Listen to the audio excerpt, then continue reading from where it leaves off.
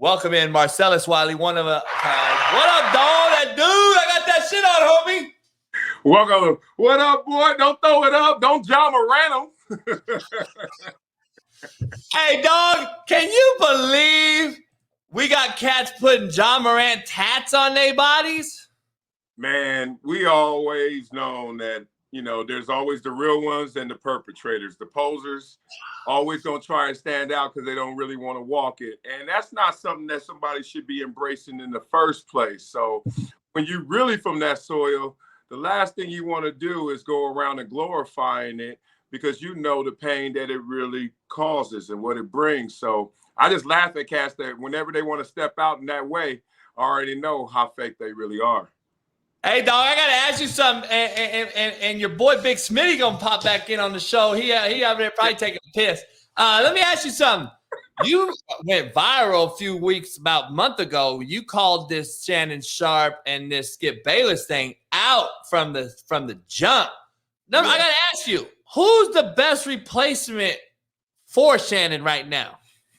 If I really had to grab somebody, it's a lot of recycled names. I don't think anybody perfectly fits it that makes sense. Like, obviously you say Stephen A, but you're like, really? Who's going to go where? Stephen A coming to FS1, Skip going back to ESPN. And if he goes back to ESPN, he's going to let loose some of that power that he has. And that's part of the problem why him and Shannon didn't get along as well as they should have. Knowing both of them personally, they're amazing dudes, like in different ways. Like Skip is real gracious and courteous and respectful in real life. I always call him like a bubble or a feather. Like he ain't trying to hurt nobody. Yeah. But when the numbers come on, he going for the neck, straight at you. And then Shannon in real life, man, super disciplined, real cool cat. But then he gets on air and it's a different animal, just like Skip. So I think what happened is they lost who they were as people with each other, and they were good teammates, but not good friends. So the character of Shannon, who smoking blacks and, trying to be everybody onk at the barbershop and drinking yak, that ain't Shannon. And Skip ain't no gangster that doesn't care about an athlete in real life. So I think they just got lost in their characters, man, and now they got to break up. So people are throwing around Michael Irvin. You like Michael Irvin's name being thrown around? That's insane. That will be amazing. What will be tough? The tough part about it is Skip is stubborn, and he's stubborn to a fault. And the person with him has to be emotional, has to go over the top, which is Michael Irvin. He going to wear it on his sleeve. The only thing that I'm trying to figure out is it takes a lot. Like once Skip ain't budging on that show, that's Skip's show. So if Michael walk in there and say, all right, Skip, you know what happened to me yesterday? I want to talk. Skip looking at him like, I heard you, but I ain't feeling you. So Michael Irvin got way too many stripes, like Shannon. But Shannon was taking it because Shannon needed that opportunity at the beginning. So he didn't want to burn the bridge that he had to walk across to get there. But after a while, he started feeling himself because he should. Shit, he got more popular than Skip, and he knew it.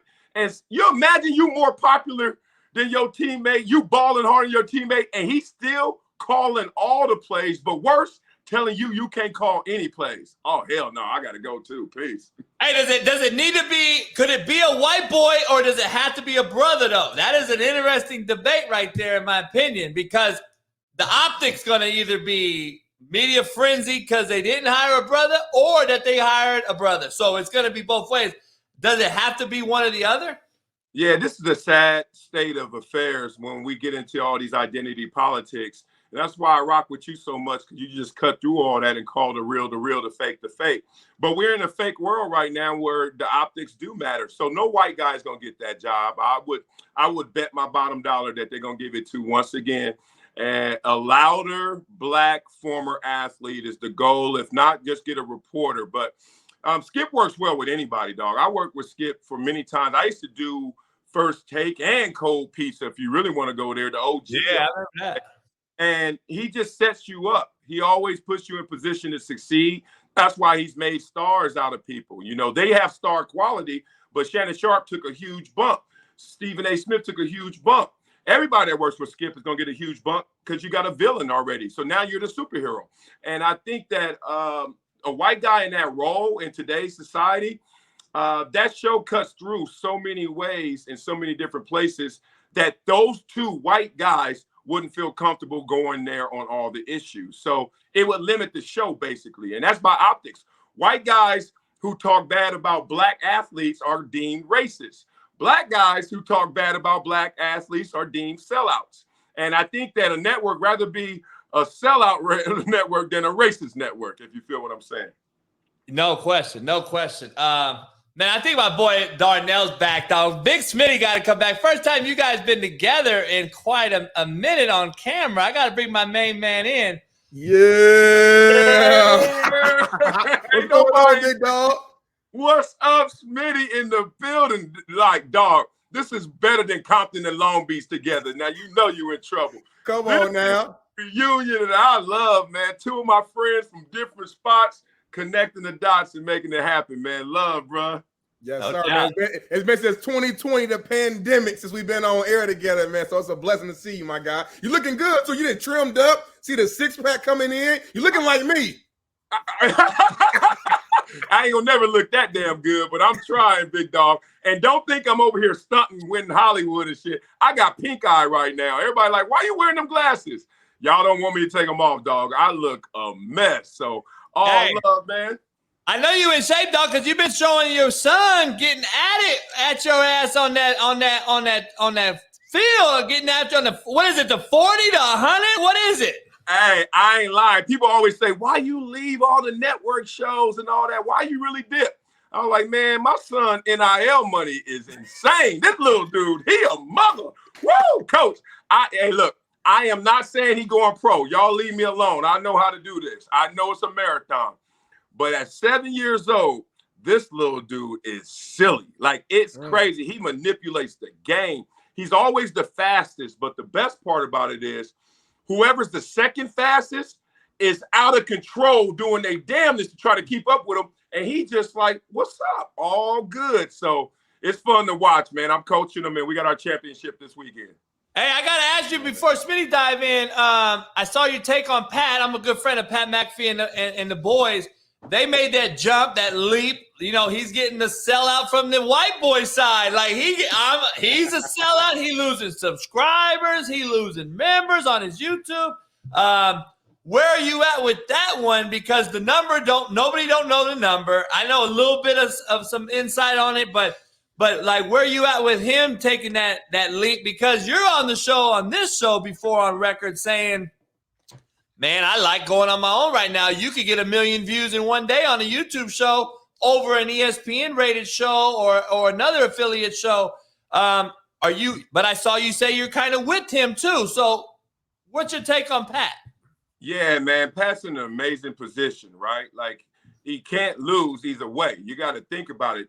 People's opinions going to be people's opinions, but my critics got critics. So it's like when people start clowning, I'm like, dog, somebody clowning you too. What the hell I'm supposed to do? Listen to you?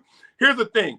The only bad thing I think about what Pat McAfee did, listening to his audience, is that he sold them an alternative to ESPN, right? Like, a lot of people said they jumped on with him because they were tired of ESPN. And then the pandemic hit and everybody's numbers were up.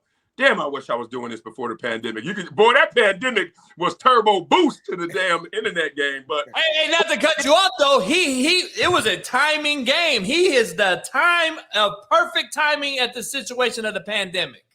Yeah, I mean, everybody who predated the pandemic and stuck with it became household names. So good for him. Now, if you sell your audience that when that finally becomes a different reality and that ESPN that you've been talking about being an alternative to is now going to become your home, you're going to lose some people because that's not authentic. That said, times change, dollars change, situations change, and he had to go make some dollars and change. And I'm not mad. What I love about his contract, people don't understand, he got a 4-year, 120, whatever it is, from FanDuel, right?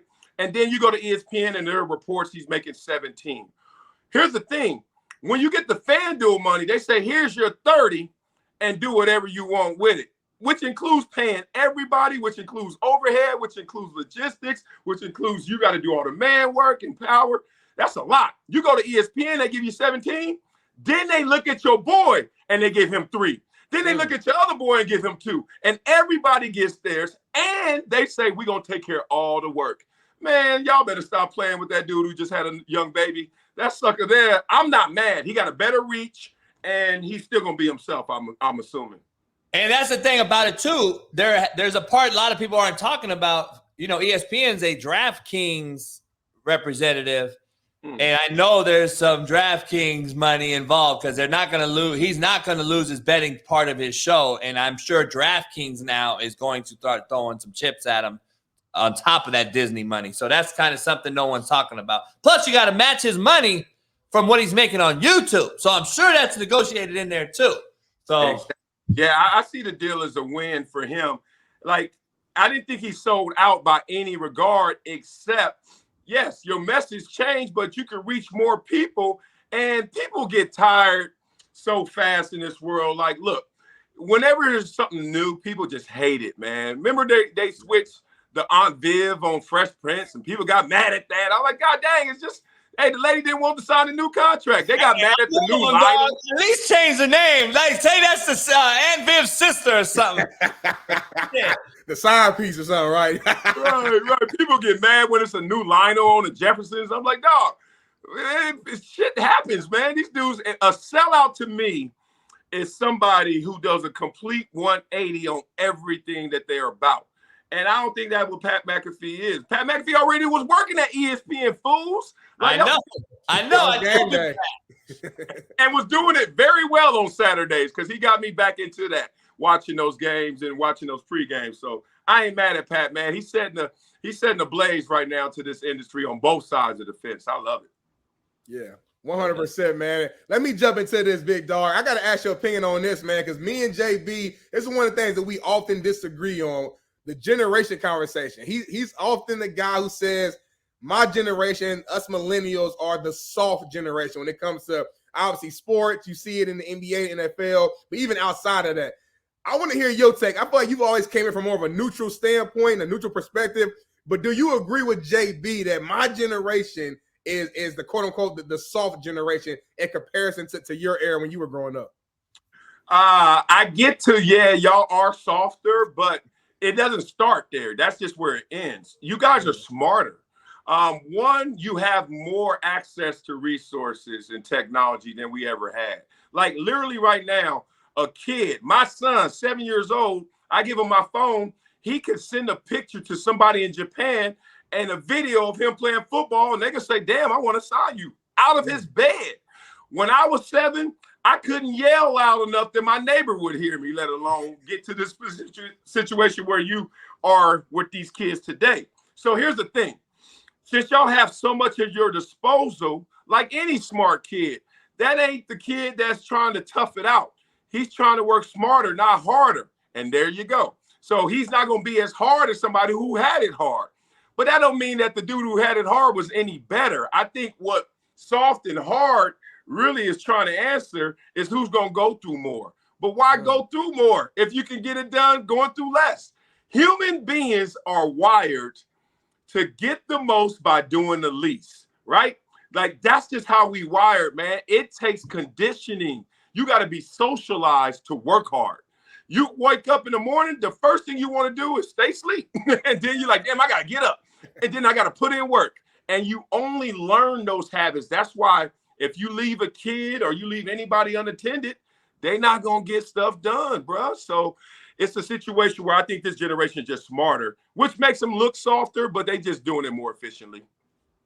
There's the thing about it. I never blame a kid. I don't care what generation or scenario. I blame the parent or the adult in the situation because kids only know what they know and don't know what they don't know. I just truly believe that if a kid screws up, he screws up, and I have to look at somebody. I go around Marcellus. I ask coaches all the time. I'm like, hey, can I talk to your kids? Like, yeah.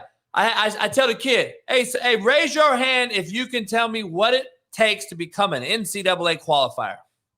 Not one kid, Marcellus, in 38 schools across the country has told me the correct answer yet.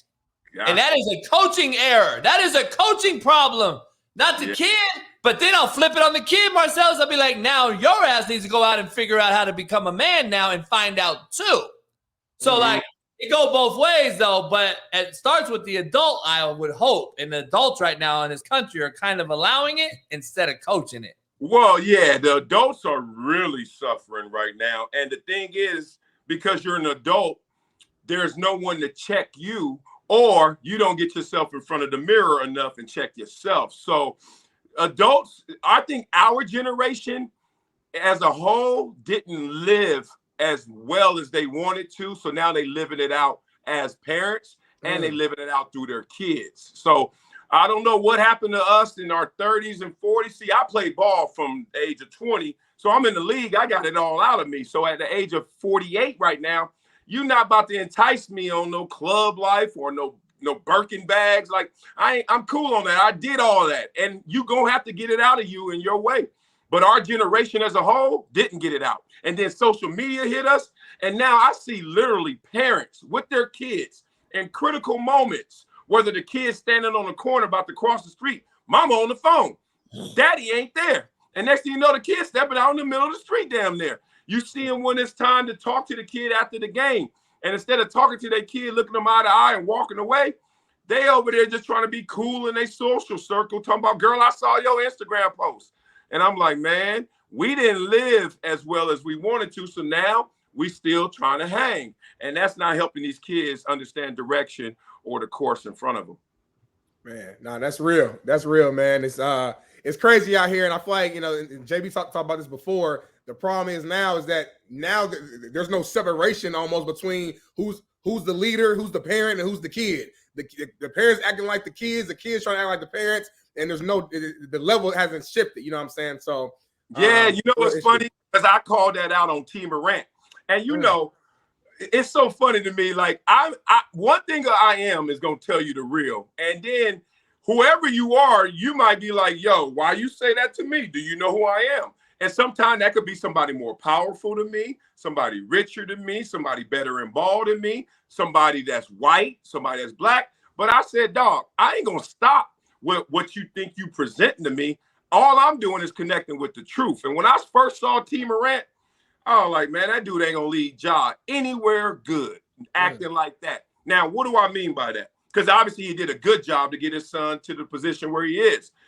You can't be the one wearing glasses like this without pink eye, courtside with some yak, yelling at the opposing team, stirring up stuff for your son, because this is what happens. You have shown your son that you don't have to have discipline no matter where you are. Like, there's times where you can opt in to being disciplined, and there's times where you can opt out. And ain't it just a coincidence that the thing that's killing Ja right now is not understanding context and discipline in those moments? So when you're on IG Live, it's not the time for you to show the world how you really get down. Dog, I did so much dumb stuff when I played. It was insane. And everyone always says, well, you didn't have social media. But we did have cameras, and we did have camera phones. And I did know don't let your left hand know what your right hand's doing, right? Yep. And I can't understand why Ja don't get that. And then I say, oh, yeah, because his daddy's his homeboy. And that's why, because your homeboy ain't going to check you because he's scared the next check ain't going to come. And that's the problem over there. Hey, Marcellus, there's two things. There's two things to that. And I know you got to get out of here. Here's the thing. No, I don't got to get out of here. I came on late, so I'm going to stay late. Let's go. Man, I appreciate you. Here's the thing about it. Some real talk about this.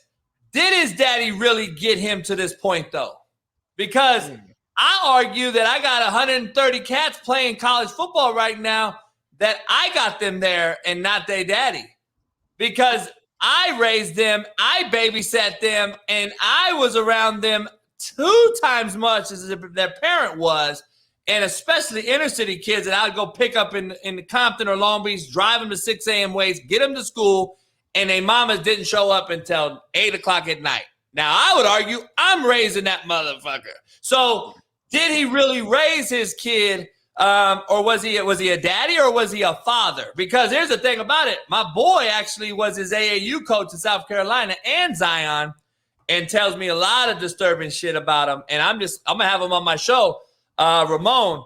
And I'm like, he's like, JB, I'm going to tell you right now, his daddy really wasn't really around like that. The mama was the breadwinner. The daddy was around, but the kid was raised by AAU, the youth movement, and all the interaction and intertwining coaches that actually took them on these trips, took them to play, etc.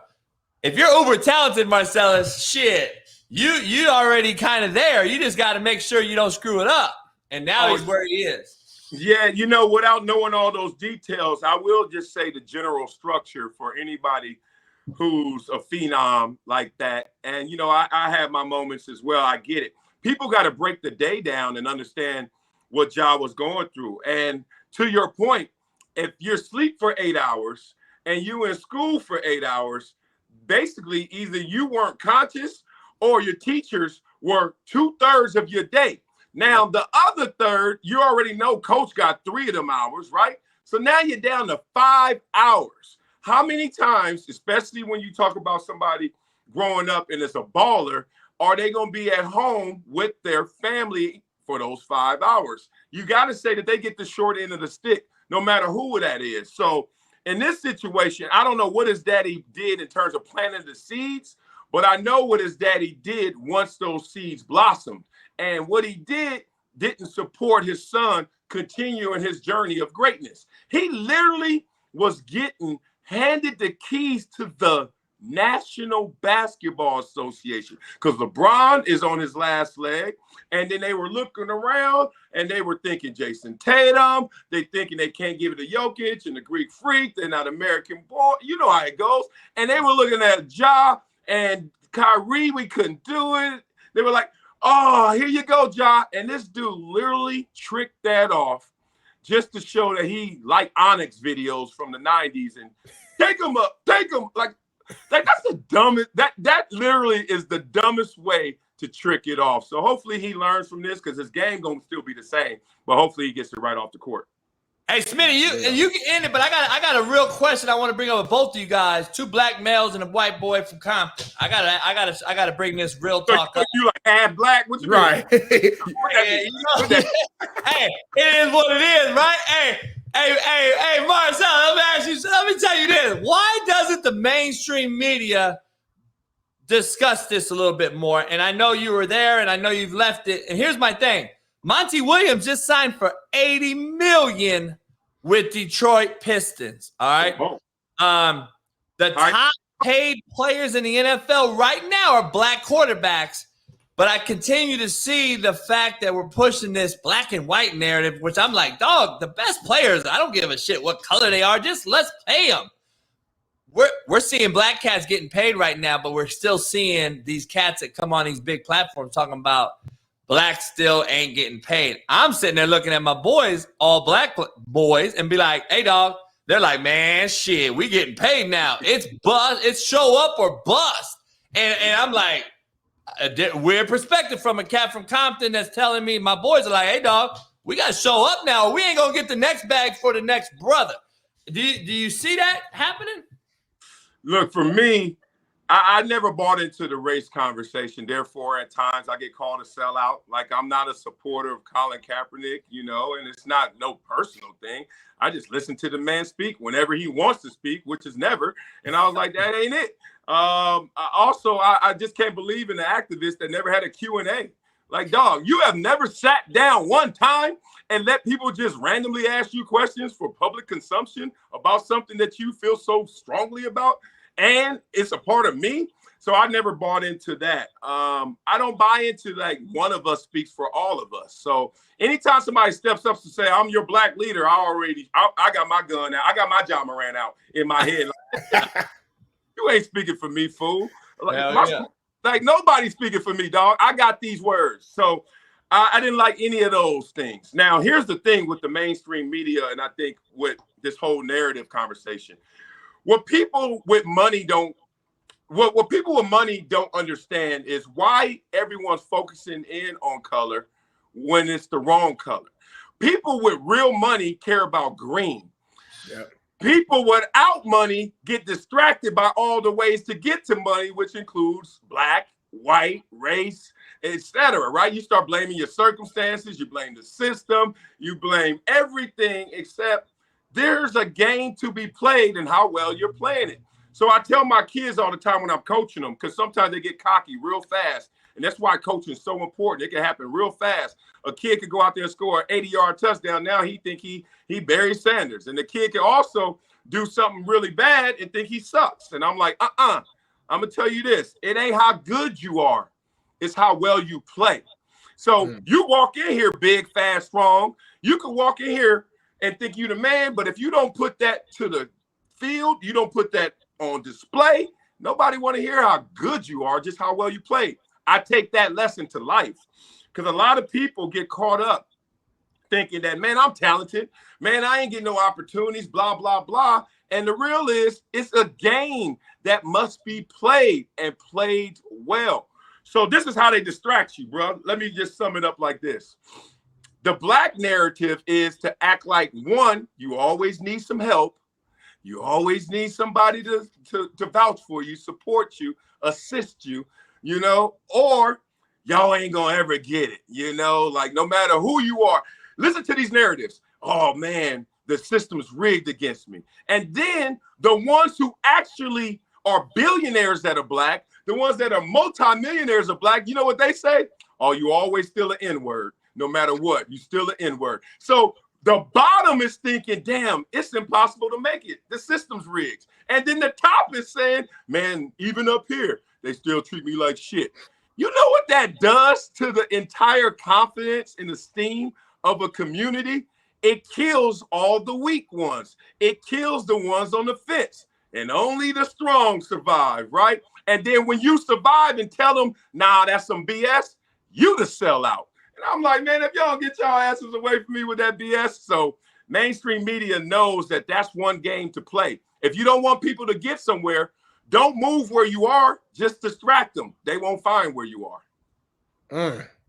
I love it, man. I was going to add to it, but Marcellus said it so perfectly. I don't even want to. I think we leave it at that. I want to move on to a little football before we let you go, man.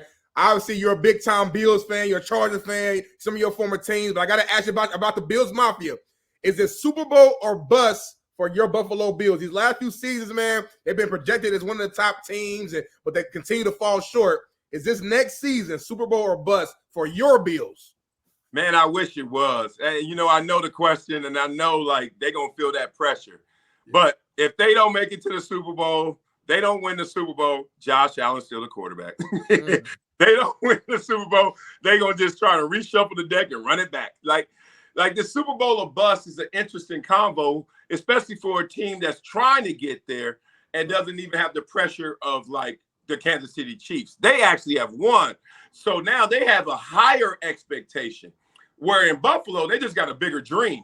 You know what I mean? Like, yo, we hope one day we can get over this hump. Where in Kansas City, they like, yo, if we don't win it all, that's on us. Like, we really feel that pressure. So I think that team is so talented that they're like, why isn't it working? And that could be frustrating. And if you keep hitting your head on the wall and not getting what you want, sooner or later, you stop wanting to run into that wall. And that's when teams start to decline and then all of a sudden break up. And guys just like, it ain't going to happen here.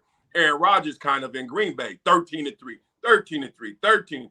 All right. And then you look around, you're like, man, I don't think it's going to happen here. I got a dip set, right? And go to a worse team to hope that they can actually get over the hump. So as much as I want to say that pressure is going to bust those pipes up there, it ain't. This Buffalo, dog, you know the Mafia, we don't win Super Bowls. We just act like we want to. Like, and we're going to do that really well, but they still going to run it back if they don't. I love it. Hey, I got to ask, we do a hell yeah, hell no segment, man. I got to ask you this because I'm going to get it from, I'm going to know how you say hell yeah or hell nah by how truthful you really are. Is Kawhi Leonard and Paul George going to play 50 games or more next year? Hell yeah or hell no? 50? God, that's a good no. Hell no. Like, they ain't playing. Like, dog, like, are we still in that world where we in the media got to lie to people and act like we don't know that these dudes got silent deals with their ownership groups and through their agents? Like, even Adam Silver leaked and said, look, we got to have player safety, and more importantly, load management is a real thing. It's a real concern for the fans, but it's also a concern for the league because we can't put these guys out there 82 games. And at the same time, we don't want them disappearing for 30, 40 games. So we haven't figured that sweet spot out. But the players have.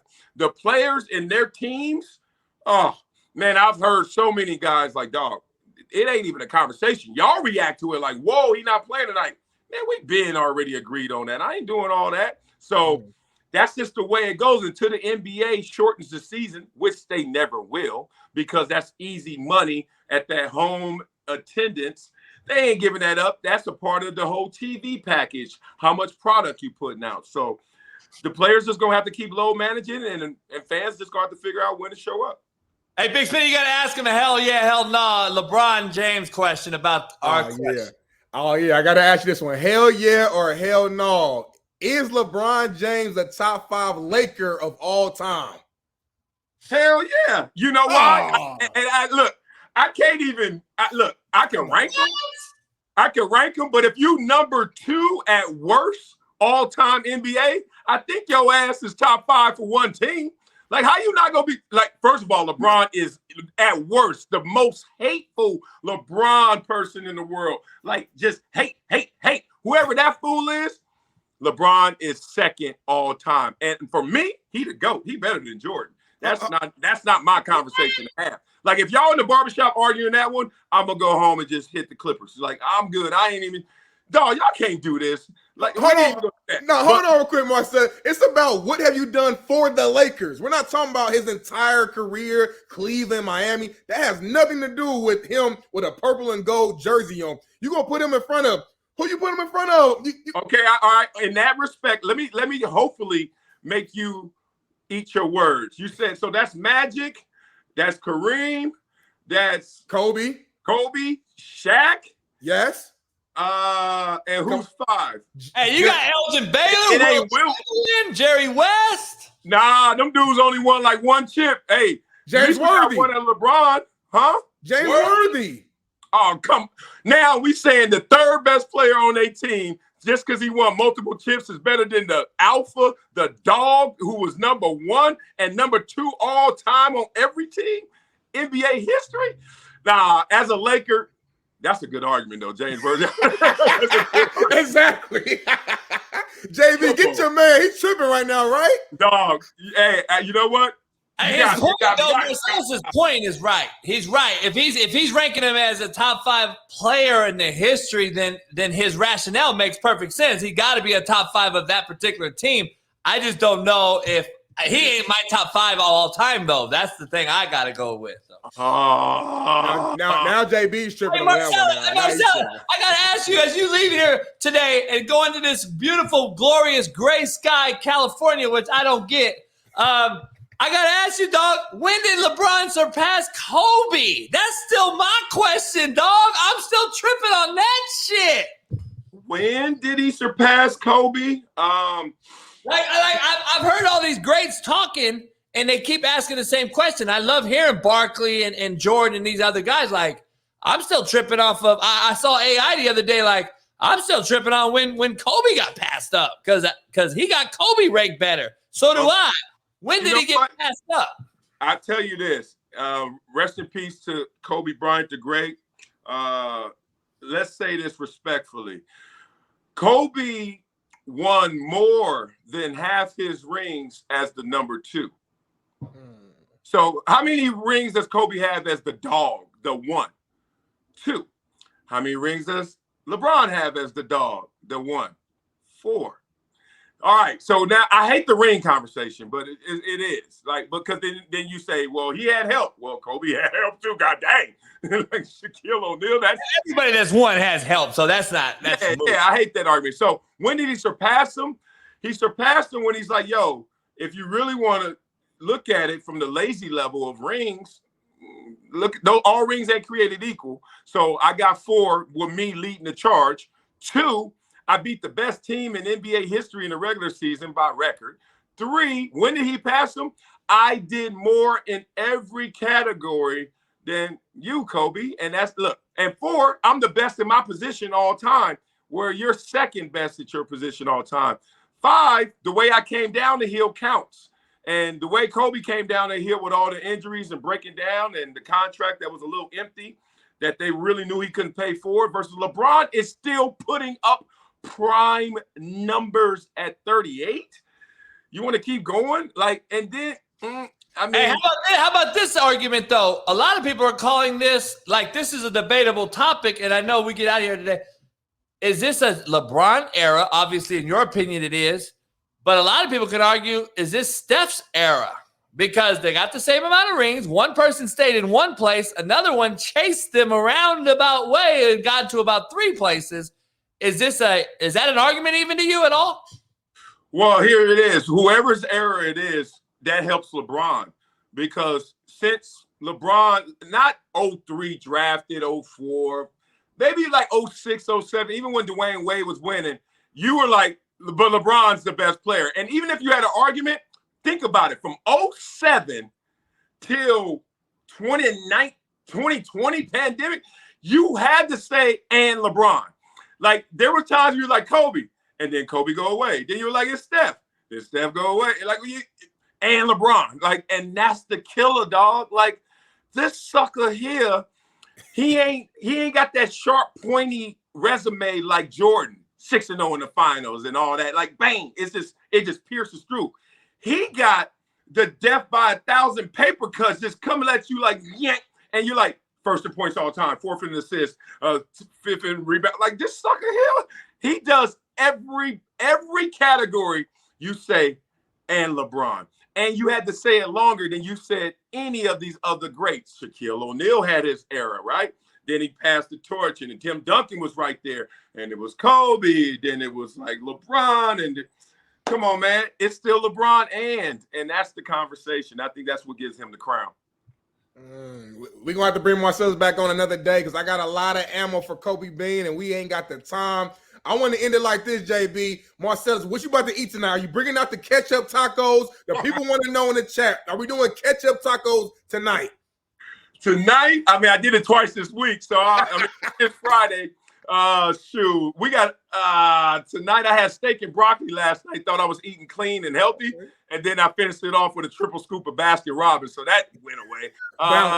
My wife does not cook, so you know, we bucking the system over here. My wife doesn't cook. We go to bed mad.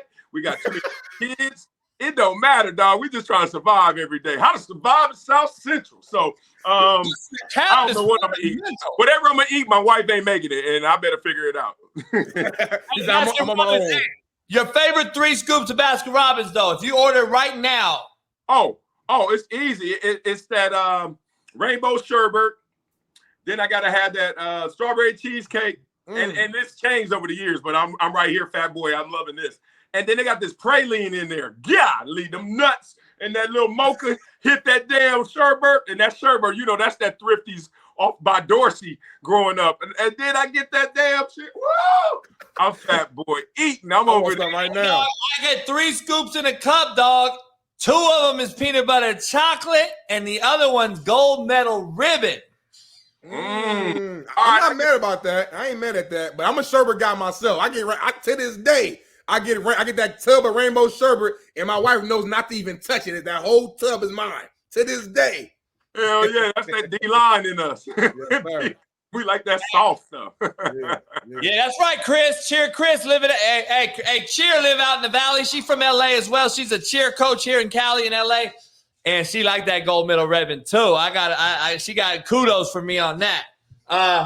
Hey man, Compton in the house, Hub City. Appreciate you as always, man. Enjoy the banter all the time. Good. I'm glad you and Smitty got to hook up again, and can't wait to see. Hey man, your YouTube's getting there. It's growing fast. It's getting there quickly, man. I love to see it. And shit, you got a clip out there, 100-some thousand in 12 hours. I'm like, damn, I want to be like Marcellus. Oh man, I appreciate it. Yeah, I started January 11th. Like, I remember that day because I had put out like a video or 2 before, but not like YouTube videos, just me and my son or some shit. And I was like, let me get into this thing for real. So January 11th. So coming up will be 5 months, and you know we're north of 70,000 already in subscribers. And the fun thing is, you know that they rock with you. You know, this ain't like ratings where somebody can watch and be like, man, I never liked your ass, but the show was just on.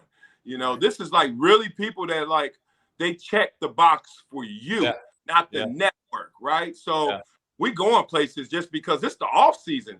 Like, wait till football come, and then I'm not talking that same old typical, well, I think the Jets win by 3. Back to you, Bob. I'm like, hell no, we on my channel, we talking that plum shit. And golly, they over there rocking. Hey, by the way, I just found out last night. I'm on this this new documentary with the New York Jets because my kid Jermaine Johnson was a first round pick last year, and I was there while he was getting drafted in the green room. And I'm sitting there like, I need to make a couple calls to my lawyers. I didn't sign no motherfucking media release, dog. What's cracking? Hey, Marcellus, I'm like Compton on. I'm like, wait up, dog. I got some cheese somewhere coming to me. Here you go, you ambulance chasing your ass. Oh, my neck and my back. Oh, I get 150,000. We can sit out of court right now. $20. I love it. Hey, man, much love to you, dog. Enjoy the weekend. Hope the sun breaks around here, man. I'm getting like Seattle vibes around this motherfucker, man. I'm tired of this. Everybody ignoring that global warming talk. Now everybody like, hey, what you say? What you mean? Yeah. 100 degrees in Wisconsin, 60 here. I'm like, what's cracking? Hey, man, much love, man. Be safe out here. Enjoy the fam, and we got to hook up soon, man. I'll see you soon, man. All right, 2 of my favorite people. Love, brothers. We talk soon, man. Let's do it. Brother. Appreciate you. Peace. Peace.